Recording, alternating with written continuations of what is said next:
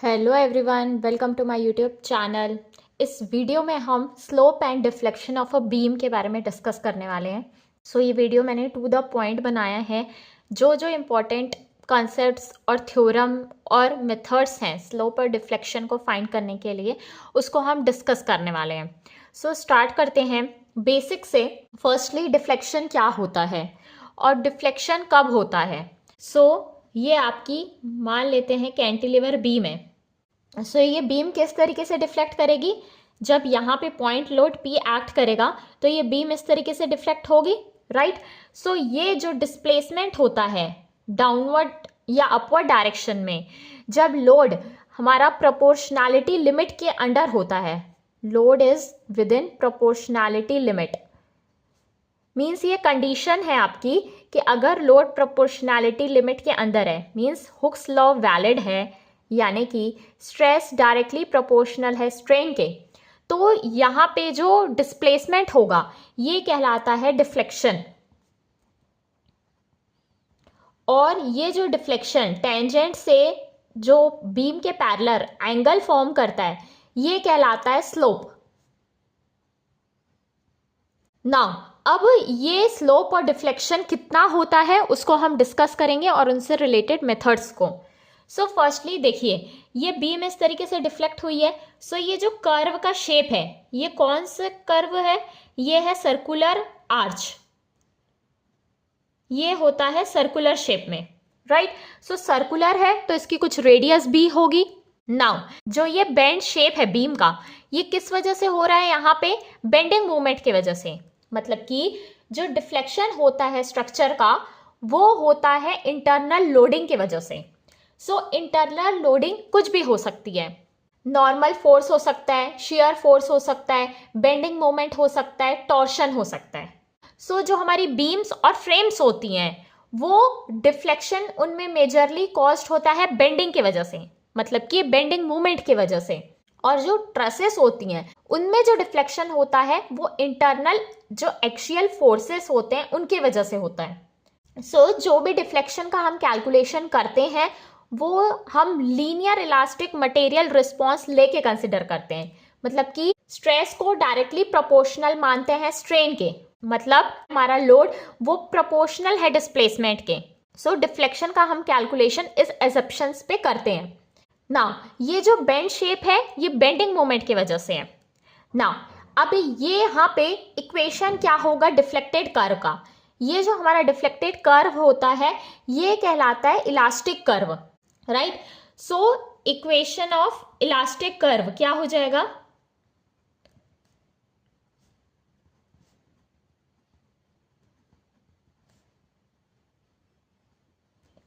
Since ये circular shape का है तो सर्कुलर शेप में कुछ रेडियस होता है। 1/r is equals to d2y by dx2 by 1 plus dy/dx का whole square whole to the power 3/2। ये होती है इक्वेशन डिफ्लेक्टेड कर्व की, यानी कि इलास्टिक कर्व की। नाउ अब आप देख सकते हैं जैसे बीम है हमारी, मान लेते हैं ये इस तरीके का आपकी सिंपली सपोर्टेड बीम है, इसमें ये 10 मीटर लेंथ की बीम है, इसमें लोड मान लो सेंट्रली लोड एक्ट कर रहा है। जो ये डिफ्लेक्शन होगा अगर ये बहुत कम होगा, अगर ये जो डिफ्लेक्शन आएगा अगर y बहुत कम है तो जो dy/dx है वो भी कम आएगा, राइट। dy/dx का होल स्क्वायर भी बहुत कम होगा। इसीलिए dy/dx यहाँ पे क्या हो जाता है, जीरो हो जाता है। ये जो इसका होल स्क्वायर भी जीरो हो गया, ये टर्म जीरो हो गया। जो 1/r है वो किसके इक्वल हो जाता है, d2y/dx2 के। नाउ अब सिंस यहाँ पे जो डिफ्लेक्शन है वो बेंडिंग मूवमेंट की वजह से हो रहा है तो बेंडिंग इक्वेशन को हम यहाँ पे यूज करते हैं। नेक्स्ट यूजिंग बेंडिंग इक्वेशन, हमने पढ़ा है बेंडिंग इक्वेशन क्या होती है, sigma by y equals to m/i equals to e/r होती है। यहां से m/ei को 1/r लिख सकते हैं, मतलब कि हम एक न्यू रिलेशन एस्टैब्लिश कर रहे हैं। यहां पे 1/r किसके इक्वल हो जाएगा, m/ei के। यहाँ पे हमारा 1/r किसके इक्वल आया, d2y बाई dx2 के। सो यहाँ से d2y बाई dx2 किसके इक्वल हो जाएगा, m बाई ei के। सो बेंडिंग इक्वेशन यानी कि m किसके इक्वल हो जाएगा, ei d2y बाई dx2 के इक्वल हो जाएगा। सो ये इक्वेशन को हम जनरली यूज करते हैं स्लोप और डिफ्लेक्शन को फाइंड करने के लिए। सो ये जो मैंने बताया, ये इसका आप डेरिवेशन देख सकते हो कि ये इक्वेशन आती कहाँ से है। जो डिफ्लेक्शन हम फाइंड करते हैं वो इस इक्वेशन को यूज करके फाइंड किया जाता है। नेक्स्ट यहाँ पे कुछ इंपॉर्टेंट पॉइंट्स हैं, आपको पता होने चाहिए, जैसे कि y है उसको हम डिफ्लेक्शन बोलते हैं, dy बाई dx को स्लोप बोलते हैं, rate of change of displacement क्या होता है, स्लोप होता है थीटा। ये मल्टीपल चॉइस क्वेश्चंस में भी पूछ लिया जाता है, फर्स्ट डेरिवेटिव क्या होता है ना, d2y बाई dx2 यानी कि सेकेंड डेरिवेटिव क्या हो जाता है, m बाई ei होता है, राइट ना। इसका जो थर्ड डेरिवेटिव है यानी कि d3y बाई dx क्यूब, ये किसके इक्वल होता है, d by dx of m by ei। So rate of change of bending moment ये किसके इक्वल होता है, शेयर फोर्स के। सो ये हो जाएगा 1 by ei into v. So ये d3y बाई dx3 होता है v बाई ei के। नाउ जो फोर्थ डेरिवेटिव है वो किसके इक्वल आएगा, d4y by dx to the power 4 d by dx of v by ei। So rate of change of shear force ये किसके इक्वल होता है, लोडिंग के। सो ये हो जाएगा w बाई ei। सो ये टर्मिनोलॉजीज हैं जो आपको पता होने चाहिए। नेक्स्ट है कुछ हमारे स्टैंडर्ड फॉर्मूलाज स्लोप और डिफ्लेक्शन के। Standard formulas for slope and deflection.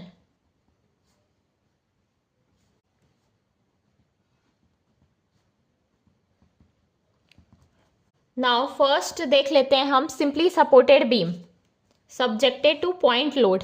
सो ये है आपकी simply supported beam, point load अगर सेंटर में एक्ट करेगा, मतलब सिमेट्रिकल बीम है अगर आपकी, सो ये हो जाएगा l/2, ये हो जाएगा l/2। सो ये है a पॉइंट, ये है b पॉइंट। सो बीम जो है वो किस तरीके से डिफ्लेक्ट होगी, तो ये जो सिंपली सपोर्टेड बीम है ये इस तरीके से डिफ्लेक्ट होगी, राइट, सिमेट्रिकल होगा।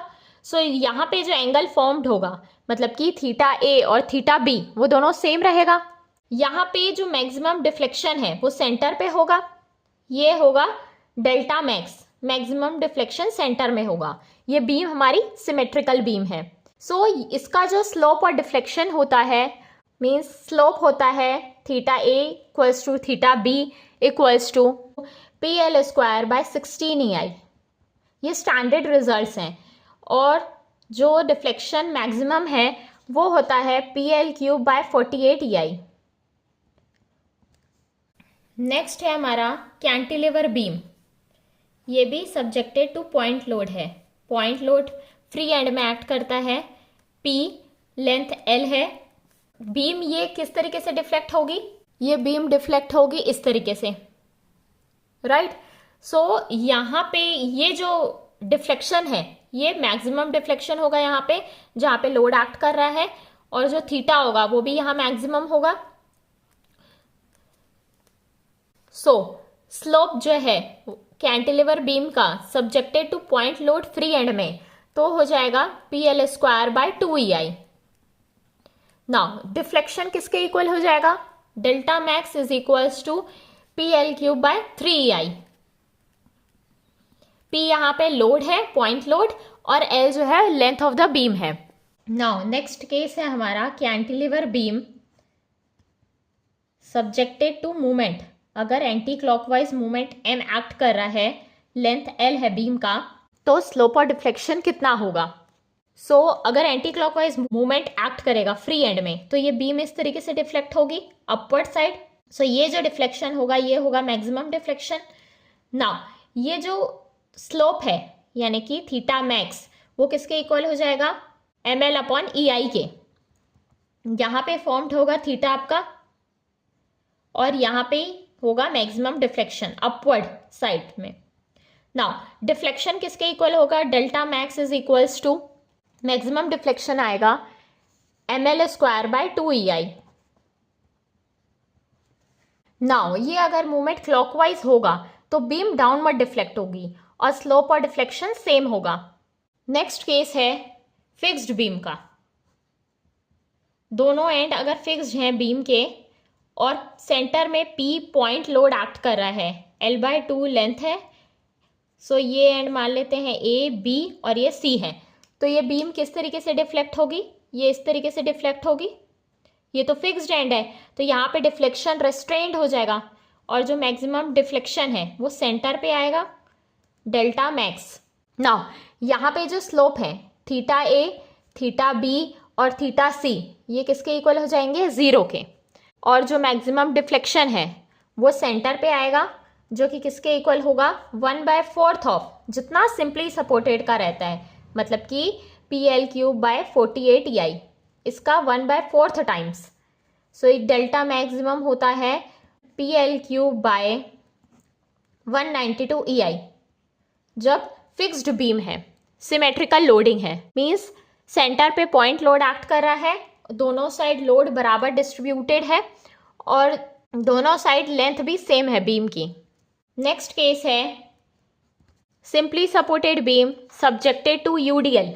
अगर सिंपली सपोर्टेड बीम है हमारे पास और पूरे लेंथ L में UDL है, अगर W किलो न्यूटन पर मीटर का, ये है W किलो न्यूटन पर मीटर का, सो ये बीम किस तरीके से डिफ्लेक्ट होगी, इस तरीके से डाउनवर्ड डिफ्लेक्ट होगी, राइट। सो यहाँ पे जो एंगल फॉर्म्ड होगा A और B साइड में ये होता है स्लोप और मैक्सिमम डिफ्लेक्शन सेंटर पे होगा, ये होगा डेल्टा मैक्स, और यहाँ स्लोप होगा वो 0 होगा। नाउ स्लोप जो है वो A और B में किसके इक्वल हो जाएगा, θA = θB = WL3/24EI। Now deflection कितना होता है, डिफ्लेक्शन होता है जब UDL है सिंपली सपोर्टेड बीम में, ये होता है 5/384 WL⁴/EI। नेक्स्ट केस है अगर जो बीम सब्जेक्टेड टू UDL है, बीम में जब UDL एक्ट करेगा W किलो न्यूटन पर मीटर का, तो ये बीम ऑब्वियसली बात है इस तरीके से डिफ्लेक्ट होगी। सो ये होगा मैक्सिमम डिफ्लेक्शन और स्लोप जो होगा टेंजेंट बनाएगा पैरेलल टू दिस बीम, ये होगा θB। नाउ स्लोप जो है एट एंड B किसके इक्वल हो जाएगा, WL3/6EI। नाउ डिफ्लेक्शन होगा B पॉइंट पे WL⁴/8EI।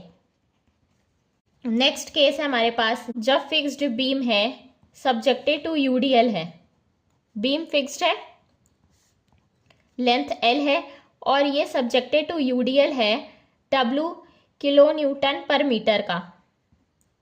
सो जो बीम है ये डिफ्लेक्ट इस तरीके से होगी, यह होगा इसका deflected shape, maximum deflection centre पे और स्लोप जो है वो 0 हो जाएगा सेंटर पे, और A और B पॉइंट में भी स्लोप 0 हो जाएगा। So slope at A is equals to slope at B is equals to 0 और मैक्सिमम डिफ्लेक्शन सेंटर पे हो जाएगा 1/5 टाइम्स ऑफ जितना सिंपली सपोर्टेड के UDL में होता है। सो सिंपली सपोर्टेड का UDL में हमने पढ़ा 5/384 WL⁴/EI होता है, सो इसका 1/5 टाइम्स होता है फिक्स्ड बीम के केस में। सो ये रिजल्ट्स आपको याद होने चाहिए। नेक्स्ट केस है जब सिंपली सपोर्टेड बीम है और मूवमेंट एक्ट कर रहेगा दोनों साइड। सो मान लेते हैं ये क्लॉकवाइज है, ये एंटी क्लॉकवाइज मूवमेंट एक्ट कर रहा है, M लेंथ L है। सो ये बीम किस तरीके से डिफ्लेक्ट होगी, इस तरीके से डिफ्लेक्ट होगी, यहाँ पे एंगल जो फॉर्म्ड होगा ये कहलाता है स्लोप, और यहाँ पे जो मैक्सिमम डिफ्लेक्शन है ये है डेल्टा मैक्स। सो यहाँ पे स्लोप आता है ml/2EI और मैक्सिमम डिफ्लेक्शन होता है ml²/8EI। नेक्स्ट केस है जब मूवमेंट एक साइड में एक्ट करेगा सिंपली सपोर्टेड बीम में, मान लेते हैं यहाँ क्लॉकवाइज मूवमेंट m एक्ट कर रहा है, ये सिंपली सपोर्टेड बीम है, ये बीम में कोई भी मूवमेंट एक्ट नहीं कर रहा है, ये लेंथ l है। सो ये बीम इस तरीके से डिफ्लेक्ट होने की कोशिश करेगी, ये हो जाएगा थीटा a, ये हो जाएगा थीटा b, ये हो जाएगा डेल्टा मैक्स। सो जो मैक्सिमम डिफ्लेक्शन है वो वहाँ पे होगा जहाँ पे मूवमेंट एक्ट करेगा। सो यहाँ पे स्लोप होता है theta a ml upon 3i और स्लोप एट b होता है ml अपॉन 6ci। नाउ ये जो मैक्सिमम डिफ्लेक्शन है ये होगा x जब लेस देन l/2 होगा, मीन्स सेंटर से जब ये पीछे होगा x यहाँ पे लेस देन l/2 होगा तब मैक्सिमम डिफ्लेक्शन होगा वहाँ पे। सो जो मैक्सिमम डिफ्लेक्शन की वैल्यू है वो आ जाएगी delta max is equals to ml square by 9√3ei। Now next case है हमारे पास, जब सेंटर पे मूवमेंट एक्ट करेगा m सिंपली सपोर्टेड बीम में, ये है a पॉइंट, ये है b पॉइंट। यहाँ पे जब सेंटर पे मूवमेंट एक्ट करेगा m, ये है l/2, ये है l/2। सो ये बीम का डिफ्लेक्शन किस शेप में होगा, इस तरीके से, यहाँ अपवर्ड देन यहाँ डाउनवर्ड। यहाँ पे एंगल होगा थीटा a, यहाँ पे जो एंगल फॉर्म्ड होगा ये होगा थीटा c, ये होगा थीटा b। सो जो स्लोप है वो थीटा a और थीटा b में इक्वल होगा, ये होगा ml अपॉन 24ei और स्लोप एट c हो जाएगा ml upon 12ei। Next case है यूनिफॉर्मली वैरिंग लोड का, जब ये फिक्स्ड एंड है और uniformly varying load UVL act करेगा, W किलो न्यूटन पर मीटर का, लेंथ L है, तो ये बीम इस तरीके से डिफ्लेक्ट होगी। सो जो मैक्सिमम डिफ्लेक्शन है ये फ्री एंड में हो जाएगा और यहाँ पे जो एंगल फॉर्म्ड होगा ये होता है स्लोप। नाउ स्लोप आ जाएगा जब यूवीएल है तो WL3/24ei और जो मैक्सिमम डिफ्लेक्शन है वो हो जाता है यूवीएल के केस में WL⁴/30ei। नाउ ये हमारे कुछ इंपॉर्टेंट स्टैंडर्ड रिजल्ट्स हो गए। अब हम कुछ मेथड्स देखेंगे स्लोप और डिफ्लेक्शन को फाइंड करने के। So methods to find slope and deflection.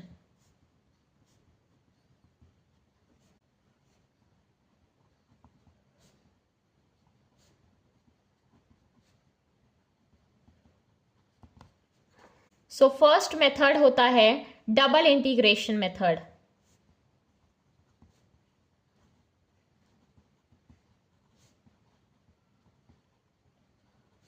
Second method होता है मैकॉलेस मेथड।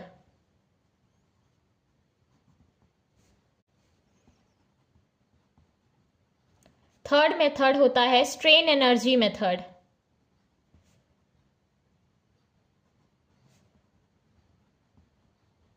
फोर्थ मेथड होता है moment area method.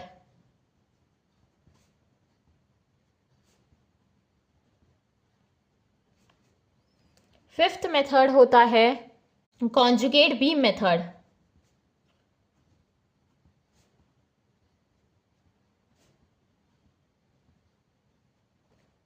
Sixth method है हमारा सुपरपोजिशन मेथड। ये सुपरपोजिशन थ्योरम होता है, इसको यूज करके भी हम स्लोप और डिफ्लेक्शन फाइंड करते हैं। नेक्स्ट है हमारा मैक्सवेल रेसिप्रोकल थ्योरम।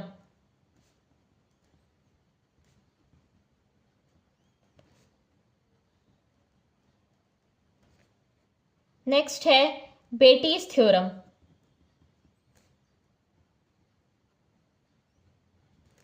जो सबसे इजी मेथड और कन्वीनियंट मेथड होता है वो होता है स्ट्रेन एनर्जी मेथड।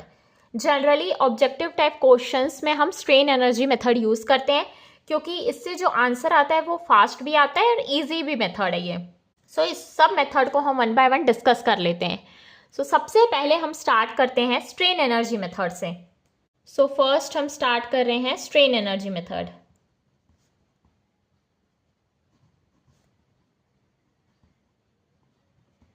सो इस मेथड के कुछ एजप्शंस हैं। ये मेथड किस एजप्शंस पे बेस्ड है? पहला है principle of conservation of energy, मतलब कि ना तो एनर्जी क्रिएट कर सकते हैं ना तो डिस्ट्रॉय कर सकते हैं, सिर्फ हम एनर्जी को ट्रांसफर कर सकते हैं। मीन्स जो एक्सटर्नल वर्क करेंगे वो इंटरनली स्ट्रेन एनर्जी के फॉर्म में स्टोर होगा। सो जो भी एक्सटर्नल वर्क किया जाएगा वो इंटरनली स्ट्रेन एनर्जी के फॉर्म में स्टोर्ड होगा। सो एजप्शंस लिख लेते हैं हम।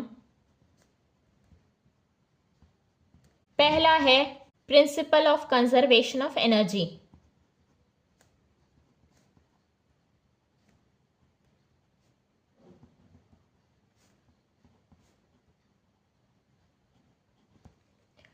सो एक्सटर्नल वर्क डन किसके इक्वल हो जाता है? इंटरनल स्ट्रेन एनर्जी स्टोर्ड के।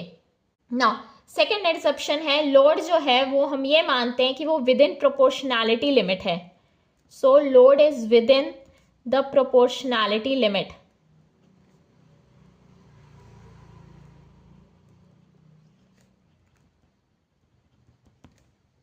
नेक्स्ट है self weight of member is neglected.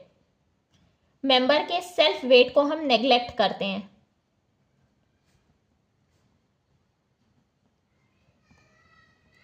ना इस मेथड के कुछ एडवांटेजेस हैं ओवर डिफरेंट मेथड्स।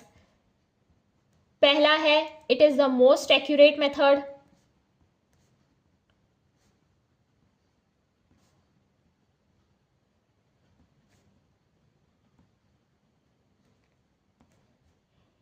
सेकेंड है it can be used for both prismatic and non prismatic beam.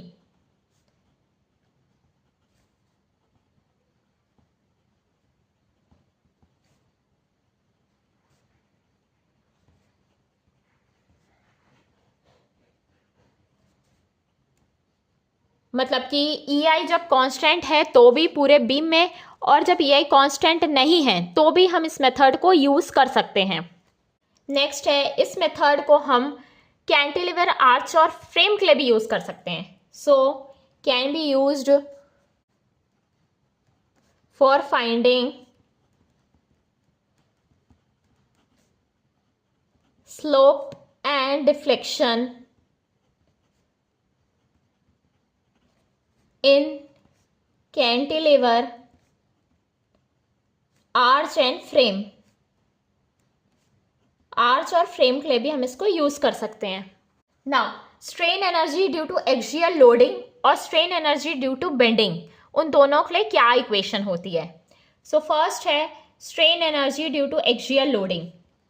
जब एक्सियली लोड एक्ट करेगा तो स्ट्रेन एनर्जी कितनी होगी? सो ये है आपकी एक्सियली लोडिंग, ये है आपकी बीम। एक्सियली लोड एक्ट कर रहा है P लोड, लेंथ L, तो स्ट्रेन एनर्जी किसके इक्वल हो जाएगी? Half of P into delta deflection. So half of P into deflection कितना होता है एक्सियली लोडेड मेंबर का? PL अपॉन AE होता है। सो ये हो जाएगा strain energy U equals to P square L by 2AE। So strain energy जो है वो बार में किसके इक्वल हो जाएगी? P square L by 2AE, जब सब्जेक्ट हो रहा है हमारा एक्सियल फोर्स यानी कि एक्सियल लोडिंग है। नेक्स्ट केस है हमारा strain energy due to bending. Bending के केस में स्ट्रेन एनर्जी कितनी होगी? सो ये है आपकी बीम, इसका क्रॉस सेक्शन बना लेते हैं हम।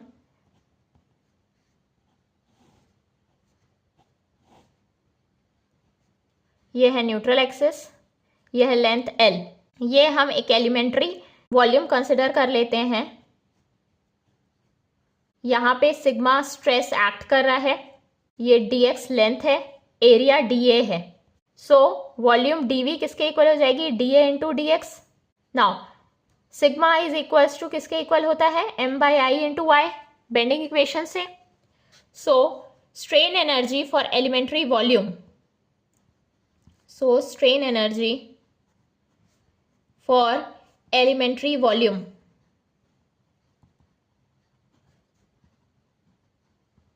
किसके इक्वल हो जाएगी? Sigma square by 2E into d we.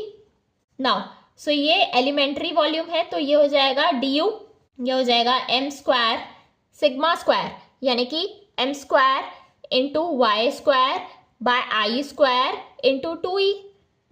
ये रिलेशन हमने यूज किया है। ये हो जाएगा इंटू डीवी। नाउ ये एलिमेंट्री वॉल्यूम के लिए है, तो इसको हम इंटीग्रेट कर देंगे तो पूरी वॉल्यूम के लिए आ जाएगा। So integrating both sides, integrating both sides. So integrate करेंगे डी को तो u आ जाएगा, ये इंटीग्रेट हो जाएगा वॉल्यूम के रिस्पेक्ट में, ट्रिपल इंटीग्रेशन। तो ये हो जाएगा M square by I square into 2e into d को कैसे लिख सकते हैं हम, y square into d A into d x. So y square into d A किसके इक्वल होता है, आई के। सो ये हो जाएगा 0 to L strain energy M square d x by 2e I square into I से आई कैंसिल आउट हो जाएगा। सो स्ट्रेन एनर्जी U आ जाएगी 0 to L M square d x by 2EI। Next हमारी जो चार्ट है वो strain energy से रिलेटेड है। सो जब लोडिंग एक्सियल होगी, फ्लक्सर होगी, शियर होगी और टॉर्शनल होगी तो स्ट्रेन एनर्जी कितनी होती है। सो उसको हम डिस्कस कर लेते हैं लोडिंग के रिस्पेक्ट में। सो लोडिंग क्या है आपकी, तो स्ट्रेन एनर्जी क्या होगी। सो अगर एक्सियली लोडिंग है तो स्ट्रेन एनर्जी होती है P square L by 2AI। Now अगर लोडिंग फ्लेक्सुरल है मतलब बेंडिंग है तो होती है integration M square d x by 2EI। Now अगर शियर है, शियर एक्ट कर रहा है तो हो जाएगी V square L by 2AG। Next अगर टॉर्शनल लोडिंग एक्ट कर रही है तो ये हो जाएगी integration T square d x by 2 of G into I P. Now जो रिजिडिटी होती है वो एक्सियली मेंबर की ए होती है, फ्लेक्सर मेंबर की EI होती है और शियर के लिए AG होती है और टॉर्शनल के लिए G इंटू आई पी होती है रिजिडिटी। और स्टिफनेस जो होती है वो रिजिडिटी पर यूनिट लेंथ होती है, यानी कि स्टिफनेस हो जाएगी यहाँ पे AE बाय L, फ्लेक्सर के केस में EI बाय L और शियर के केस में AG बाय L और टॉर्शनल के केस में GIP बाय L। और जो फ्लेक्सिबिलिटी होती है वो इनवर्स होती है स्टिफनेस के। सो एक रिलेशन आपको ये पता होना चाहिए, यहाँ पे जो लोड है यानी कि P वो किसके इक्वल होता है, डिफ्लेक्शन इनटू स्टिफनेस के। ये रिलेशन कैसे आया, हमको पता है डिफ्लेक्शन किसके इक्वल होता है, PL अपॉन ए के इक्वल होता है। सो डेल हो जाएगा, सो हमको पता है ए बाय एल स्टिफनेस होती है, सो ये हो जाएगा P बाय स्टिफनेस। सो यहां से P आ जाएगा डेल्टा इंटू स्टिफनेस। सो वही हमने लिखा है, load is equals to deflection into stiffness. Next method is double integration method.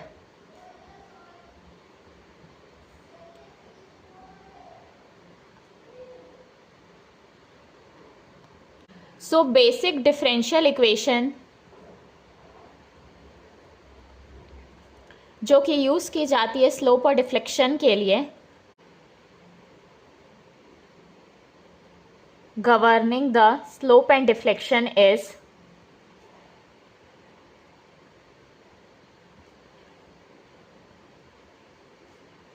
m equals to EI d2y by dx2। So हम ये बेसिक इक्वेशन को यूज करते हैं डबल इंटीग्रेशन मेथड में। सो इस इक्वेशन को इंटीग्रेट करके हम स्लोप और डिफ्लेक्शन फाइंड कर सकते हैं। सो जब इसको हम एक बार इंटीग्रेट करेंगे तो स्लोप आएगा यानी कि dy बाई dx, और जब दो बार इंटीग्रेट करेंगे तो डिफ्लेक्शन आएगा यानी कि y। और इसमें जो कांस्टेंट ऑफ इंटीग्रेशन आएंगे यानी कि C1 और C2 उसको हम फाइंड करेंगे यूजिंग बाउंड्री कंडीशन। सो बाउंड्री कंडीशन अप्लाई करेंगे तो C1 और C2 की वैल्यू आ जाएगी। So this method obtains the deflection of a beam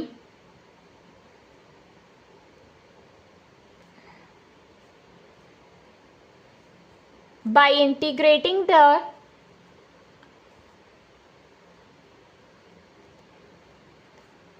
differential equation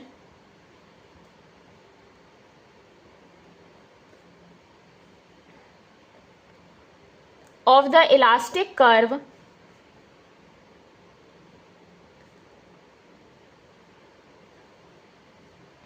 of a beam twice and using the boundary conditions.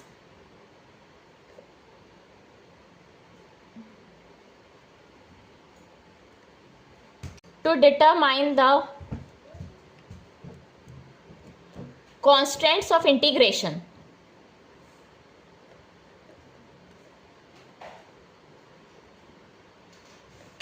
जो integration के constants आएंगे, जब एक बार इंटीग्रेट करेंगे तो C1 आएगा और जब दो बार इंटीग्रेट करेंगे तो C1 और C2 आएगा। तो उसमें हम बाउंड्री कंडीशंस अप्लाई करके कांस्टेंट C1 और C2 की वैल्यू फाइंड कर लेंगे।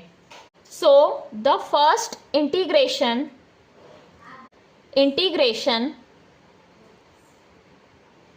gives the slope and the second integration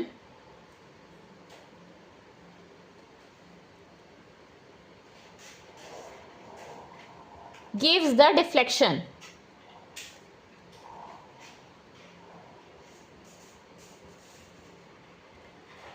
next topic हम पढ़ेंगे Castigliano theorem for finding slope. Theorem for finding slope.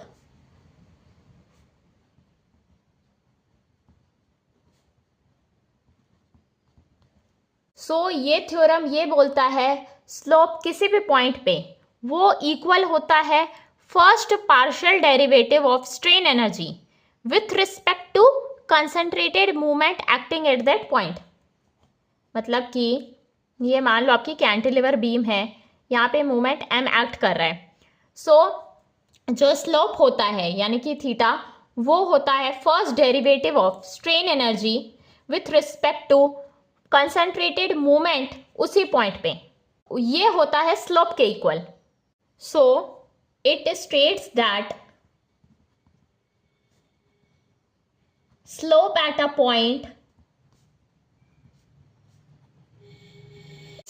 a point is equal to first partial derivative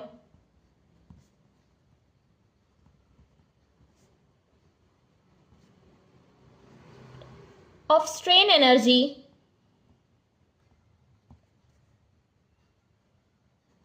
with respect to concentrated movement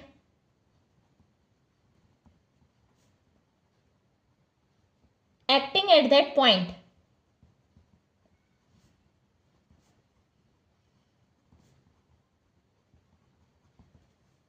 So theta is equals to del u by del m. So हमको पता है strain energy किसके equal होती है, integration of mx square dx by 2ei। So इसका partial derivative कर लेंगे, du by dm is equals to integration 2 mx delta M x by del M into d x by 2ei। So 2 से 2 cancel out हो जाएगा। Partial derivative of strain energy with respect to movement ये होता है slope.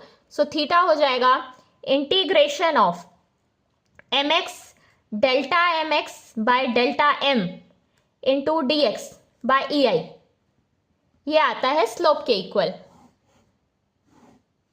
सो यहाँ पे mx है bending moment की इक्वेशन। सो बेंडिंग मोमेंट की इक्वेशन को लिखेंगे हम x सेक्शन के लिए, फिर उसका पार्शियल डेरिवेटिव लेंगे विथ रिस्पेक्ट टू मूवमेंट, फिर उसको हम इंटीग्रेट कर देंगे 0 to L, तो आ जाएगा हमारा स्लोप। नेक्स्ट है हमारा कास्टिग्लियानो थ्योरम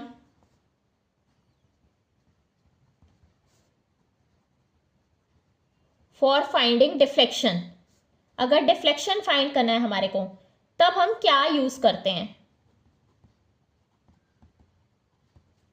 सो ये बोलता है कि जो डिफ्लेक्शन होता है वो होता है partial derivative of strain energy with respect to concentrated point load, वो होता है डिफ्लेक्शन के equal.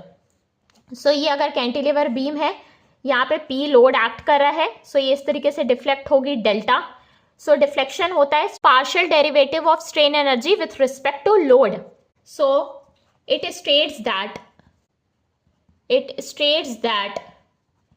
deflection at any point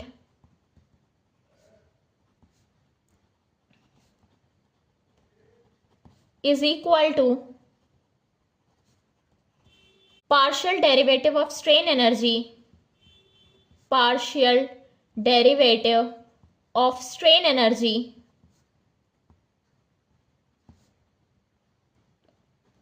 with respect to concentrated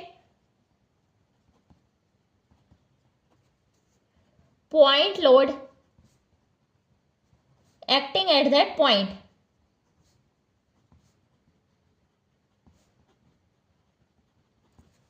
सो हमको पता है स्ट्रेन एनर्जी किसके इक्वल होती है, integration of m square dx by 2EI. सो इसको डिफ्रेंशिएट कर देंगे विथ रिस्पेक्ट टू लोड. ये हो जाएगा integration of 2mx delta m by del p dx by 2EI. So 2 से 2 कैंसिल आउट हो जाएगा. So partial derivative of strain energy with respect to load ये होता है डिफ्लेक्शन के इक्वल. सो ये हो जाएगा deflection delta is equals to integration mx delta mx by del p into dx by EI. So ये है डिफ्लेक्शन का इक्वेशन. ये थ्योरम को क्वेश्चंस में कैसे यूज करना है उसको भी हम नेक्स्ट वीडियो में डिस्कस करेंगे. नेक्स्ट यहाँ पे एक टर्म होता है सूडो लोड. सो जब भी हमको स्लोप और डिफ्लेक्शन फाइंड करना रहता है तो हम क्या देखते हैं कि कंसंट्रेटेड मूवमेंट और कंसंट्रेटेड पॉइंट लोड उस पॉइंट पे एक्ट कर रहा है कि नहीं. सो जब भी अगर कंसंट्रेटेड मूवमेंट और कंसंट्रेटेड पॉइंट लोड उस पॉइंट पे नहीं एक्ट कर रहा है तो एक हम इमेजिनरी लोड अप्लाई करते हैं सपोर्ट रिएक्शन को फाइंड करने के पहले और बेंडिंग इक्वेशन लिखने के पहले. उसके बाद जब हम स्लोप और डिफ्लेक्शन फाइंड कर लेते हैं फिर उस लोड को हम इक्वेट कर देते हैं जीरो के. So if at a point slope and deflection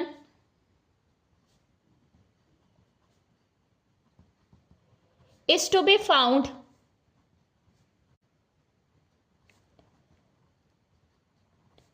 and concentrated movement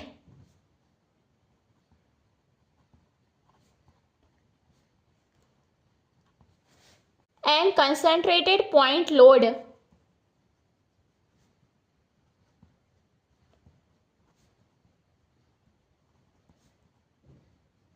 are not acting at that point,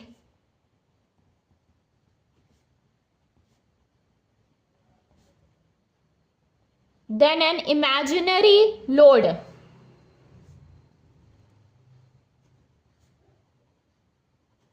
which is pseudo load is applied at that point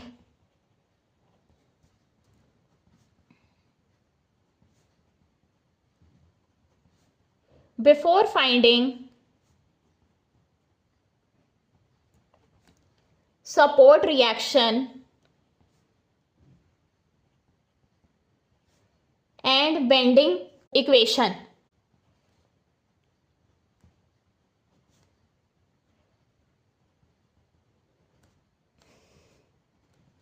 After finding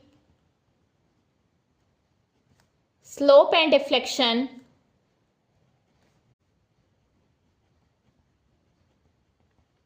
we will equate it to zero. Equate it to zero. Now the next method is moment area method.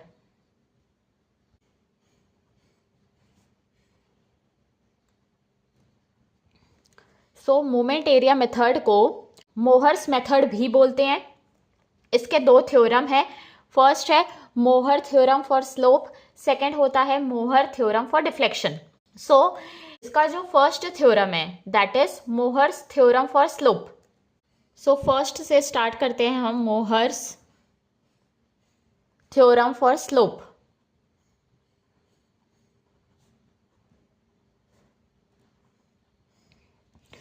ये theorem ये बोलता है कि जो change होगा slope का किसी भी 2 पॉइंट्स के बीच ए और बी, वो इक्वल होता है area of the M by E I diagram. मतलब कि bending moment by E I diagram जो होता है उसके एरिया के इक्वल, उसी 2 पॉइंट्स के बीच, between A and B.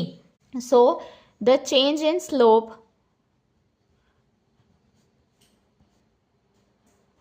between 2 points A and B, 2 points A and B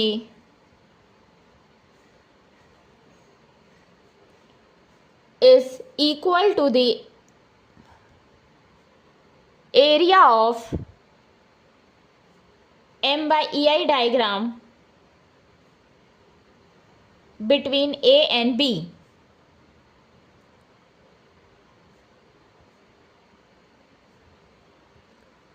मान लेते हैं ये आपकी कैंटिलीवर बीम है, subjected to point load, free end में एक्ट कर रहा है। ये P और Q 2 पॉइंट्स हैं, राइट। ये बीम किस तरीके से डिफ्लेक्ट होगी, इस तरीके से होगी। यहाँ पे P पॉइंट हो जाएगा P डैश, Q हो जाएगा Q डैश। इस तरीके से ये बीम डिफ्लेक्ट होगी। इसका जो स्लोप है ये है थीटा P और ये है थीटा Q, राइट। इसका जब हम bending moment by E I diagram बनाएंगे, इसका जब हम M bye E I diagram बनाएंगे वो कैसे बनेगा, इस तरीके से बनेगा, लीनियर। ये हो जाएगा P L upon E I, ये नेगेटिव रहेगा। ये आ जाएगा इसके करस्पॉन्डिंग P के, ये आ जाएगा Q के करस्पॉन्डिंग। इसका जो एरिया है मान लेते हैं ये स्मॉल a है। जो चेंज इन स्लोप है बिटवीन P एंड Q, मतलब कि theta Q minus theta P किसके इक्वल हो जाएगा, इसके एरिया के इक्वल। ये किसी भी पॉइंट पे स्लोप नहीं बताता, ये चेंज इन स्लोप बताता है, जो कि इक्वल होता है area of M by E I diagram के। ये कहलाता है Mohr's theorem for slope. Next है second, Mohr's theorem for deflection.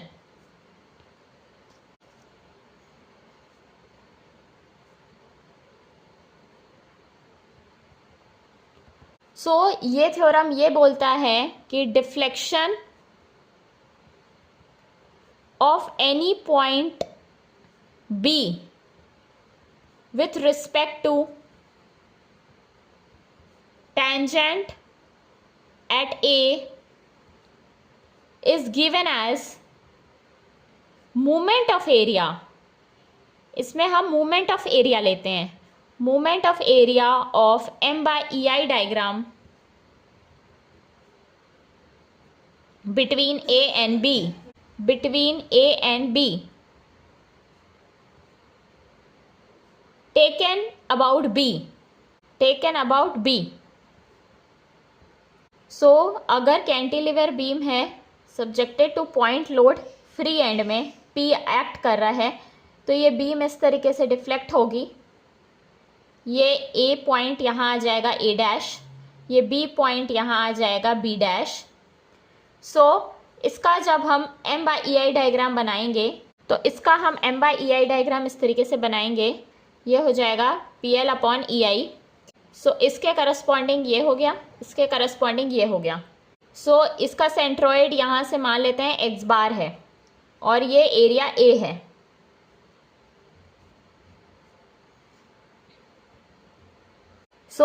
जो डिफ्लेक्शन होगा at B, deflection of B with respect to tangent at A, यानी कि यहाँ पे जो डिफ्लेक्शन होगा जब हम टेंजेंट बनाएंगे A में, ये A का टेंजेंट हो गया।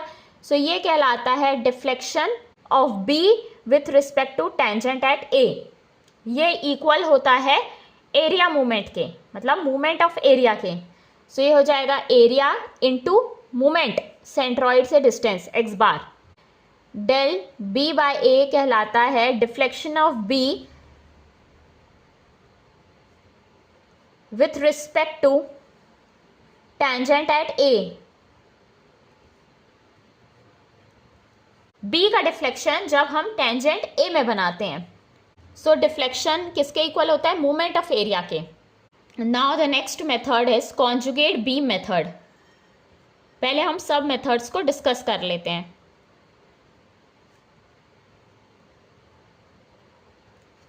सो कॉन्जुगेट बीम एक इमेजिनरी बीम है जिसका लोडिंग डायग्राम M/EI डायग्राम होता है रियल बीम का। सो कॉन्जुगेट बीम मेथड में हम कॉन्जुगेट बीम बनाते हैं, यानी कि एक इमेजिनरी बीम बनाते हैं। सो किस तरीके से बनाई जाती है, उसके कुछ कंडीशंस हैं। सो जो सपोर्ट्स रियल बीम में रहेंगे उस अकॉर्डिंग हम चेंज करेंगे इमेजिनरी बीम में। मतलब कि सपोर्ट्स इन रियल बीम वो किस तरीके से चेंज होंगे, करस्पॉन्डिंग चेंज होगा कॉन्जुगेट बीम में। Corresponding change in imaginary beam, जो हम इमेजिनरी बीम में चेंज करेंगे वो किस अकॉर्डिंग करेंगे। सो अगर सपोर्ट आपका रियल बीम में फिक्स्ड है तो उसको इमेजिनरी बीम में फ्री कर देंगे। अगर रियल बीम में फ्री है तो कॉन्जुगेट बीम में उसको फिक्स्ड कर देंगे। अगर सिंपली सपोर्टेड है एंड में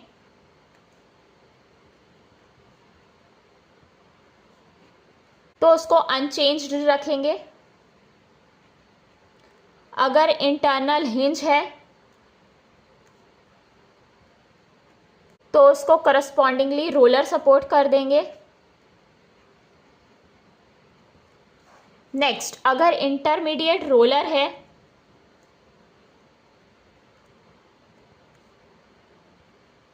तो उसको कन्वर्ट कर देंगे इंटरनल हिंज में। नाउ कॉन्जुगेट बीम मेथड के दो थ्योरम हैं। सो फर्स्ट थ्योरम ये बोलता है slope at any point in real beam is equals to shear at that point in conjugate beam।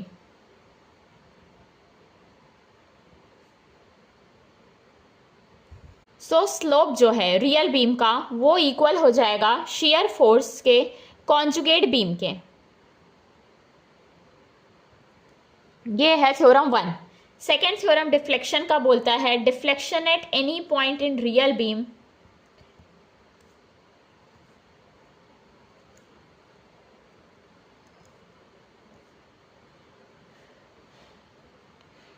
is equals to bending moment at that point in the conjugate beam।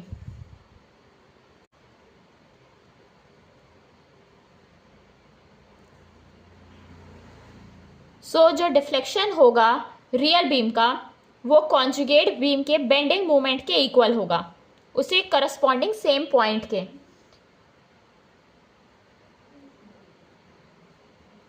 Next method है Maxwell reciprocal theorem.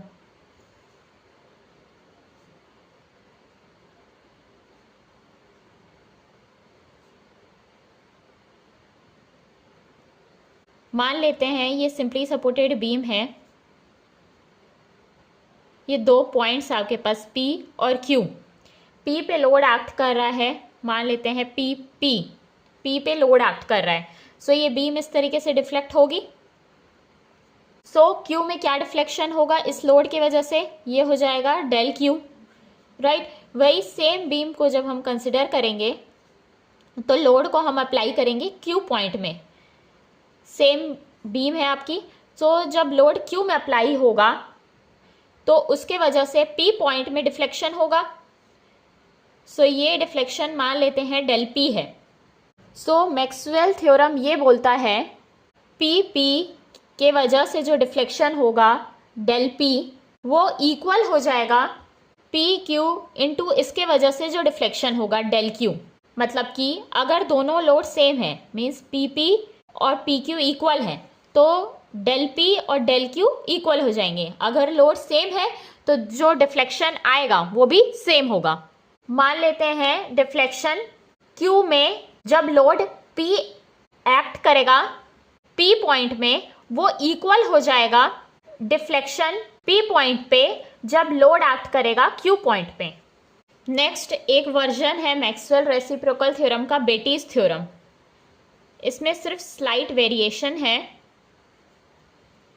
सो मान लेते हैं इसमें 3 points रहते हैं। अगर simply supported beam है तो 3 पॉइंट्स हैं P, Q, R। तो अगर लोड किसी भी 2 पॉइंट में एक्ट कर रहा है, मान लेते हैं P और R में लोड एक्ट कर रहा है, P में PP, R में PR, तो ये बीम इस तरीके से डिफ्लेक्ट होगी। तो Q में जो डिफ्लेक्शन होगा वो डेल Q होगा। नाउ अब हम एक करस्पॉन्डिंग बीम लेंगे, सिंपली सपोर्टेड बीम, वहां पे लोड अप्लाई करेंगे जहां पे पहले लोड नहीं था, मतलब कि Q में। तो ये हो जाएगा PQ, ये बीम डिफ्लेक्ट होगी इस तरीके से। सो ये पॉइंट है आपका P, ये है R।